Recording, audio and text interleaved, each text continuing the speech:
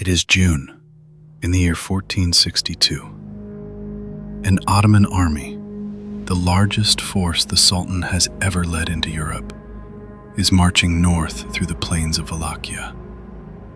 They have not seen the enemy in days. No armies, no battles, just empty villages, poisoned wells, and silence. Then, near the capital city of Targovishte, the silence ends. The soldiers reach a forest. At least, it looks like a forest from a distance. But as they get closer, the shapes resolve into something else. Wooden stakes, thousands of them, driven into the earth in careful, deliberate rows, stretching for nearly a kilometer. And on top of each one, a body. Roughly 20,000 of them, Ottoman soldiers, Wallachian traders, prisoners of war, arranged like a message written in flesh and wood, left specifically for this army to find.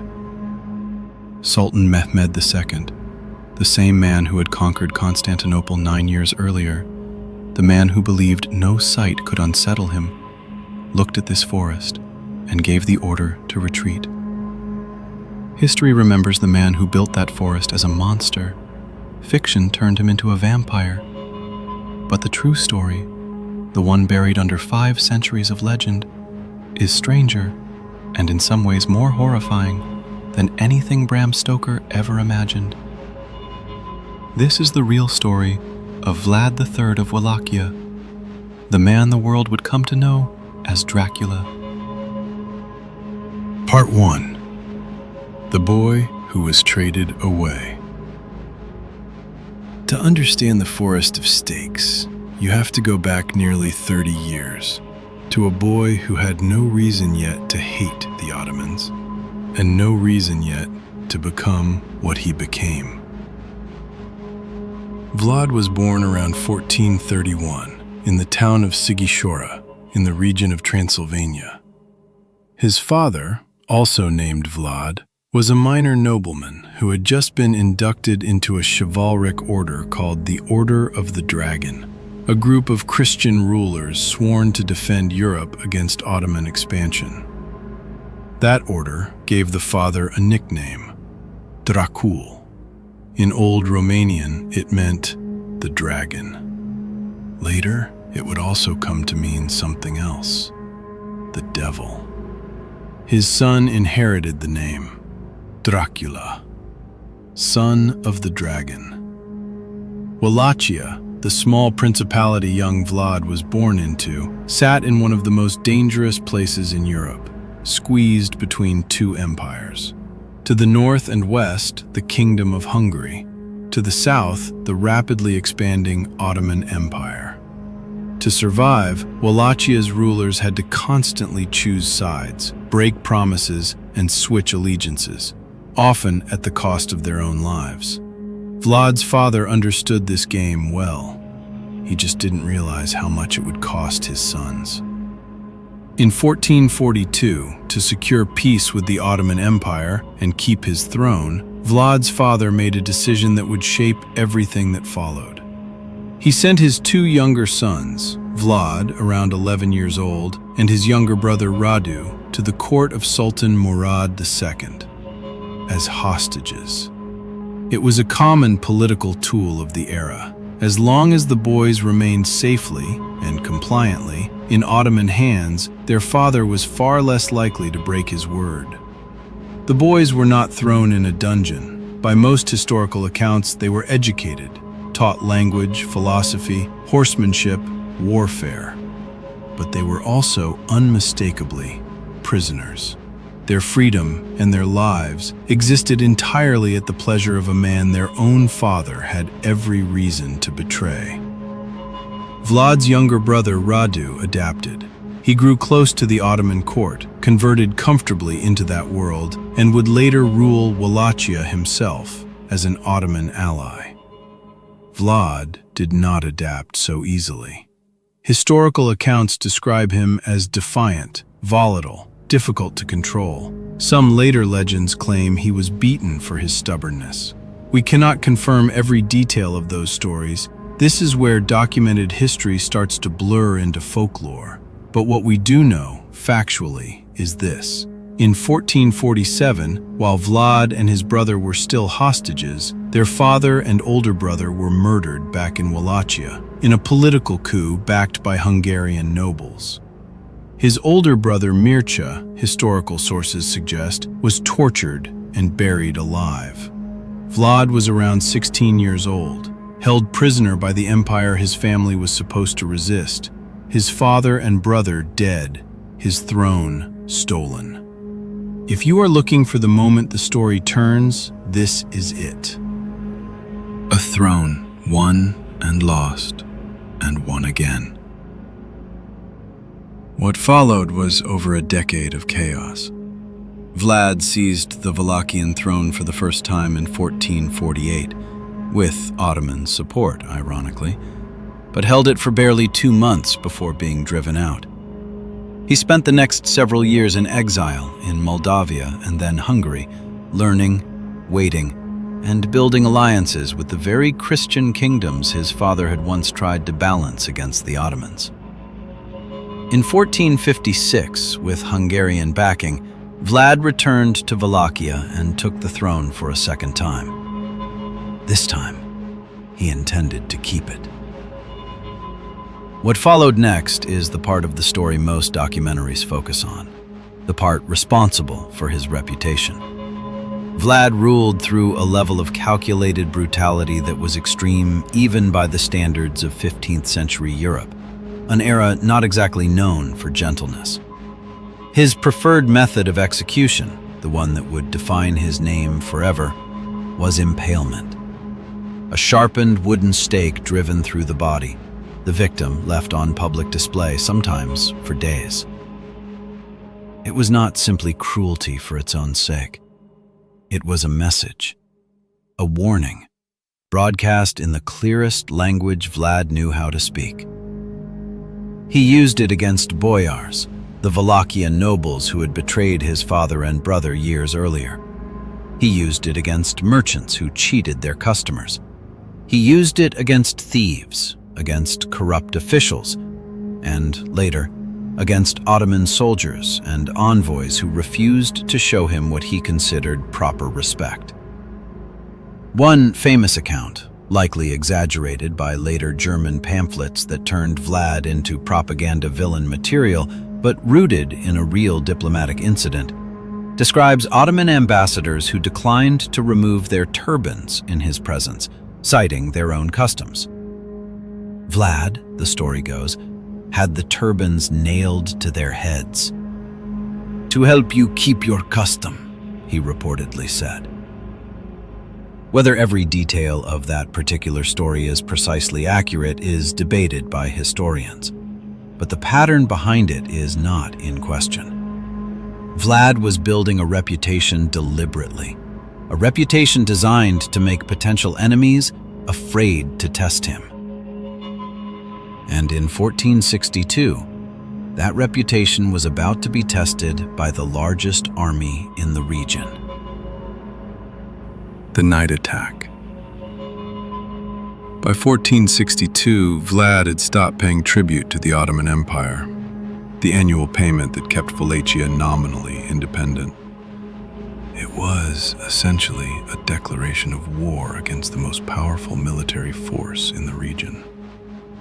Sultan Mehmed II responded by assembling an enormous invasion force.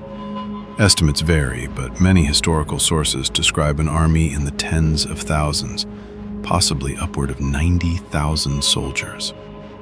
Vlad, by contrast, could field a fraction of that number. On paper, this should have been over quickly. Vlad knew he could not win a direct conventional battle, so he refused to fight one. Instead, as the Ottoman army advanced into Wallachia, Vlad ordered a scorched earth retreat. Villages were burned, wells were poisoned, livestock was slaughtered or driven away.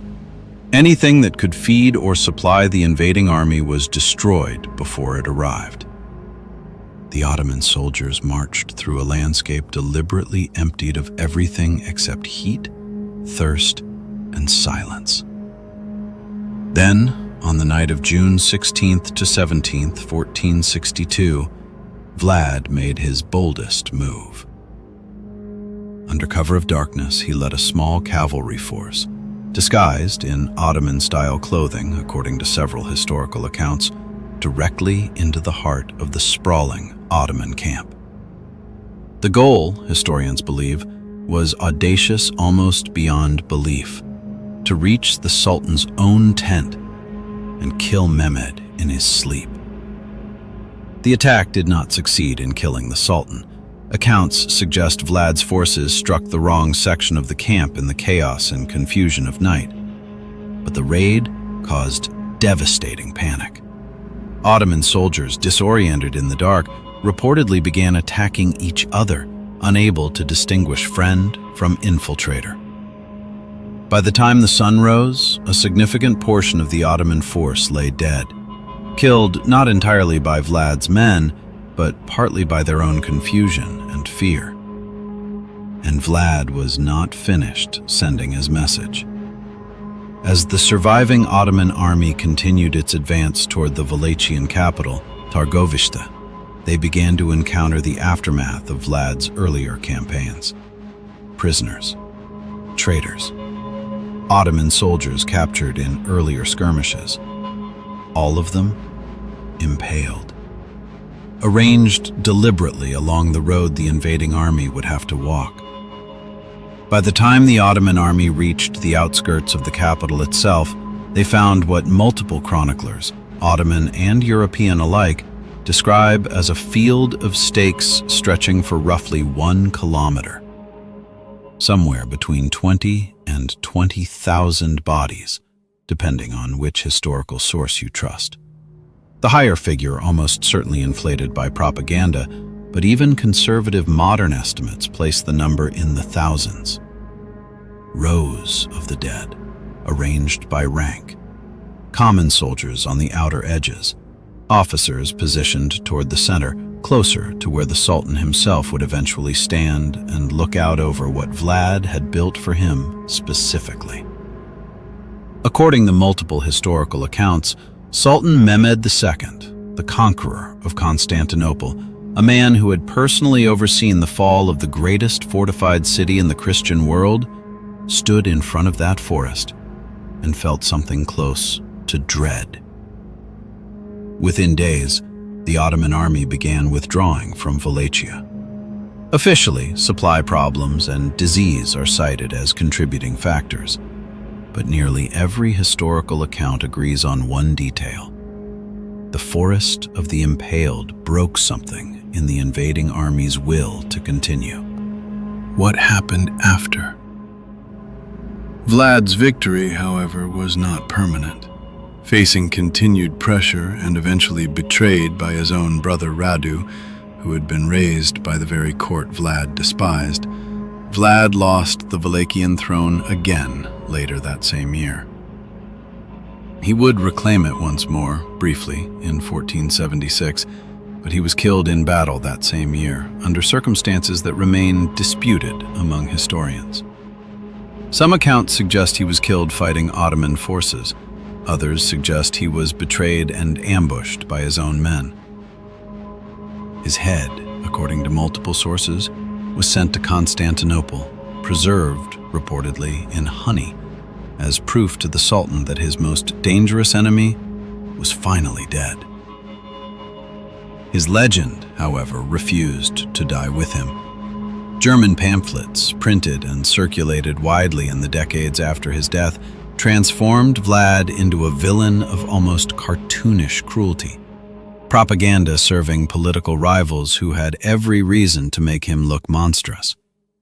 Russian folktales, by contrast, sometimes portrayed him as a stern but fundamentally just ruler. 400 years later, an Irish novelist named Bram Stoker borrowed his name and a handful of vague biographical details for a vampire count in a work of Gothic fiction. Vlad had never been a vampire. He had never claimed supernatural power of any kind. But fiction is louder than history. And it was fiction, not fact, that made his name immortal. Closing. The question. So, what was he, really? A monster who impaled tens of thousands of human beings for spectacle and cruelty? The historical record certainly supports that reading. Or a ruler in an impossible position. A boy traumatized by captivity and betrayal who grew into a leader willing to use absolute terror as the only weapon capable of stopping an empire that could have erased his entire nation. The historical record supports that reading too. Historians still debate it. Romanian national memory to this day often remembers Vlad not as a monster, but as a defender, one of the few rulers of his era who looked at the Ottoman Empire and refused to simply survive by bowing to it. The forest of the Impaled was real. The fear it caused was real. Whether it was the act of a tyrant or the last desperate weapon of a nation facing annihilation, that judgment, 500 years later, is still yours to make. If this is the first chronicle you've heard from this channel, it will not be the last. Every week, we go back into the true history behind the legend the world calls Dracula. The wars, the betrayals, the places that still remember what happened here. Subscribe if you think you can handle what the history books left out. We'll see you in the next chronicle.